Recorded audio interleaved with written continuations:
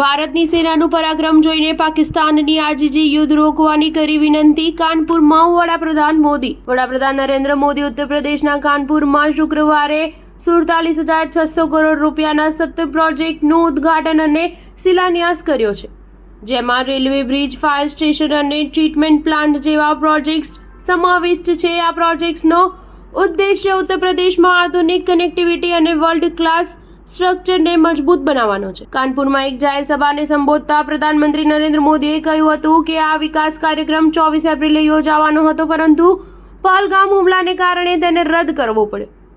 આખી દુનિયાએ હુમલાના બદલાને ઓપરેશન સિંધુના રૂપમાં જોયો છે. આપણે પાકિસ્તાનમાં આતંકવાદીઓના ઠેકાણા નષ્ટ કરી દીધા.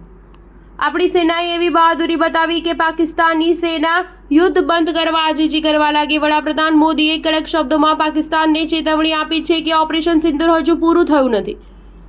ભારતે આતંકવાદ સામેની લડાઈમાં 3 સિદ્ધાંતો નક્કી કર્યા છે. દરેક આતંકવાદી હુમલાનો યોગ્ય જવાબ આપશે. સમય પ્રતિક્રિયા આપવાની રીત અને પ્રતિક્રિયાની પરિસ્થિતિઓ આપણા સૈન્ય દળો દ્વારા નક્કી કરવામાં આવશે. એટમ બોમ્બના ભયથી ડરશો નહીં. ભારત આતંકના માસ્ટર અને આતંકને સમર્થન આપતી સરકારને એક જ નજરે જોશે.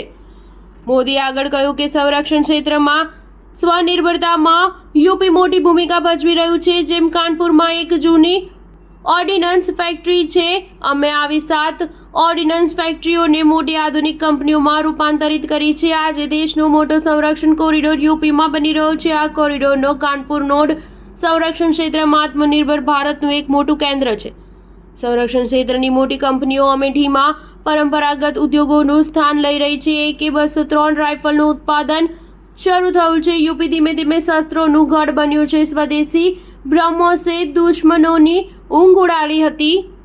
આ બ્રહ્મોસ મિસાઇલનું નવું સરનામું ઉત્તર પ્રદેશ બન્યું છે. ભવિષ્યમાં કાનપુર અને ઉત્તર પ્રદેશ ભારતની ડિફેન્સ નિકાસમાં મોટો ફાળો આપશે. અહીં નવી ફેક્ટરીઓ સ્થાપિત કરાશે, મોટા પાયે રોકાણ થશે, હજારો યુવાનો માટે રોજગારની તકો વધશે. સ્ટાર ન્યૂઝ 7 હંમેશા સચ્ચાઈની સાથે.